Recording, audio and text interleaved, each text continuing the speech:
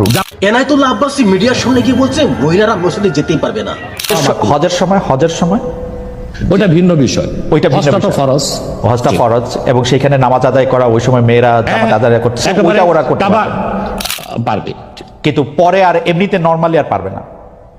পারবে না মানে বললাম তো, নিরুৎসাহিত করা হয়েছে। তারা ঘরে করবে, ঘরে পড়াটাই উত্তম। এটা যদি মাকরু হইতো তাহলে কি হজের সময় এটা পড়াটা জায়েজ থাকতো?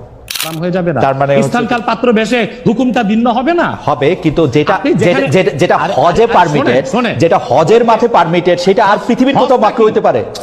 সম্মানিত দর্শক মন্ডলী, আজকে আমরা এই ভিডিওর মধ্যে ক্লিয়ার করব যে মহিলারা মসজিদে যেতে পারবে কিনা। এই বিষয়ে ডক্টর জাকির নায়েক একটি অসাধারণ বক্তব্য দিয়েছে। আসুন আমরা সরাসরি ডক্টর জাকির নায়েকের মুখ থেকে শুনি।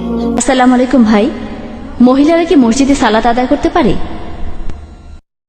বোন, আপনি প্রশ্ন করলেন যে মহিলাদের মসজিদে সালাতের অনুমতি আছে কিনা।